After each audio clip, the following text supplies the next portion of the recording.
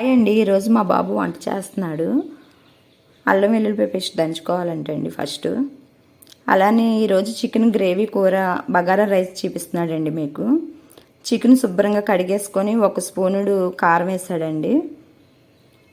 ఒక అర స్పూనుడేమో సాల్ట్ వేసాడండి దీంట్లో చికెన్లో. పసుపు కూడా ఒక అర స్పూనుడు, దంచి పెట్టుకున్న అల్లం వెల్లుల్లిపాయ పేస్ట్ కూడా వేసి మొత్తం అంతా కలిపేసుకోవాలంటండి. చికెన్కి పట్టాలంట మొత్తం. అలానే ఒక నిమ్మకాయ రసం తీసుకొని పక్కన పెట్టాడండి.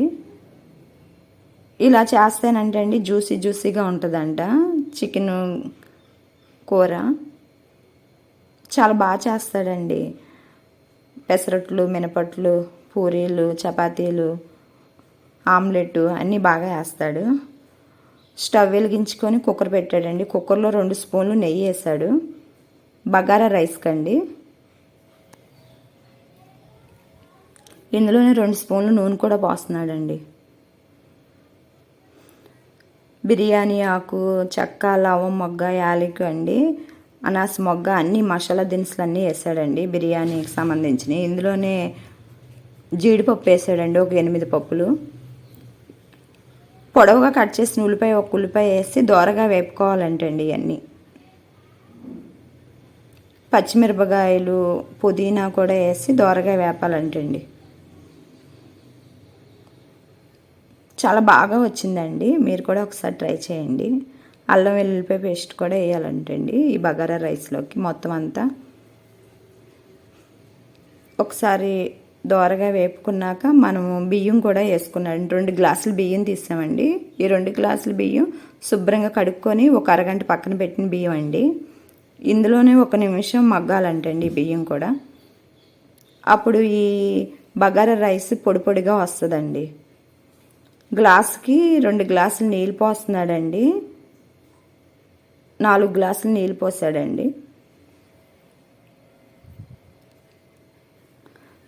చాలా బాగా వచ్చిందండి. మా బాబు అయితే చదువుకుంటున్నాడండి. రూమ్లో ఉండి చదువుకుంటున్నాడు. వాళ్ళు వంట వాళ్ళే చేసుకుంటారు. అంటే బ్యాచిలర్స్ అండి. మా బాబుతో 2 బాబులు ఉంటారు. ఇంకా వీళ్ళు ముగ్గురు కలిసి రోజు వండుకుంటారండి. సాల్ట్ వేస్తున్నాడండి. సరిపడంత సాల్ట్ వేసుకోవాలంటే ముందే. ఒకసారి తిప్పేసాడండి మొత్తం. ఇప్పుడు ఉప్పు చూస్తాడండి, ఉప్పు సరిపోయిందా లేదా అని. చాలా పోతే ఇప్పుడే వేసుకోవాలంట. సరిపోయిందంటండి. మళ్ళీ చూస్తున్నాడు. మా అబ్బాయికి అయితే నాన్ వెజ్ అంటే చాలా ఇష్టం అండి బాబు. ఇప్పుడు స్టవ్ వెలిగించుకొని మళ్ళీ గిన్నె పెట్టాడండి. చికెన్ కూరకి 2.5 స్పూన్లు నూనె పోస్తున్నాడండి. ఈ చికెన్ గ్రేవీ కూడా చాలా బాగుంటుందండి. నచ్చితే మీరు సబ్స్క్రైబ్ చేసుకోండి, లైక్ కొట్టండి, సపోర్ట్ చేయండి, షేర్ చేయండి.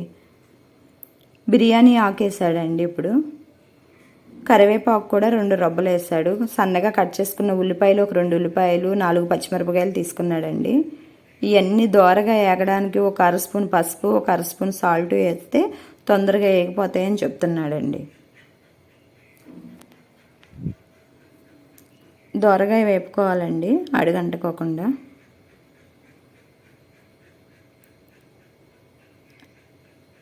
మా అబ్బాయి పేరు మణికంఠ మాధవన్ అండి. సాల్ట్ వేసాడండి. ఇది మొత్తం అంతా ఒకసారి దోరగా వేపేసుకోవాలి. ఇందులోనే కట్ చేసి పెట్టుకున్న 2 టమాటాలు తీసుకున్నాడండి. ఇది కూడా ఒకసారి మొత్తం అంతా ఫ్రై అయ్యేలాగా వేపుకోవాలండి. వాయిస్ ఇస్తున్నాను కానండి, నేను అసలు ఏమి చదువుకోలేదు. ఏమైనా తప్పులుంటే క్షమించండి. దీంట్లో జీడిపప్పు వేస్తాడండి. ఒక 8 పప్పులు 9 పప్పులు వేసాడండి. ఇప్పుడు చికెన్ మనం పక్కన పెట్టుకున్నాడు కదండి, ఆ చికెన్ మొత్తం వేసేస్తున్నాడండి.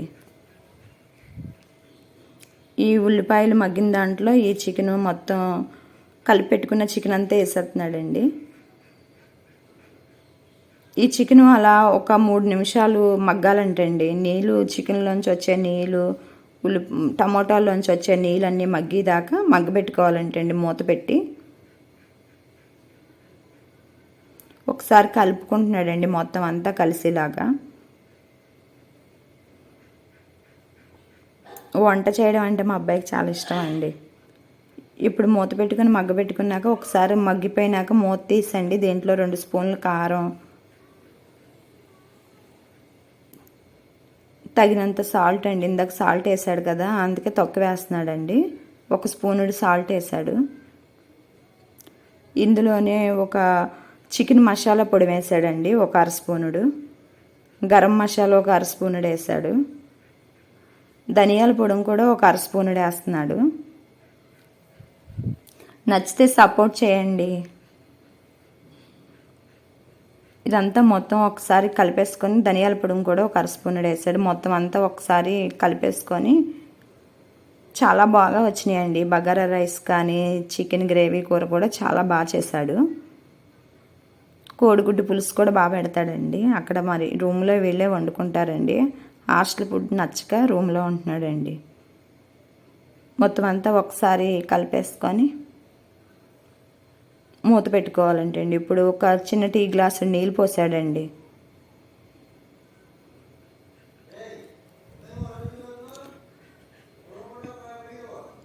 ఇది చాలా టేస్ట్గా ఉంటుందండి ఈ చికెన్ గ్రేవీ కూర. ఇప్పుడు బగారా రైస్ అయిపోయిందండి. అదిగోండి కలుపుతున్నాడు. మనకి కుక్కర్లో 3 విజిల్లు వచ్చేదాకా పెద్ద మంట మీద పెట్టుకోవాలండి. 3వ విజిల్ వచ్చేటప్పటికి చిన్న మంటకి పెట్టేసుకొని ఇంకొక 4వ విజిల్ వచ్చినాక స్టవ్ ఆపేసుకోవాలండి బగారా రైస్కి.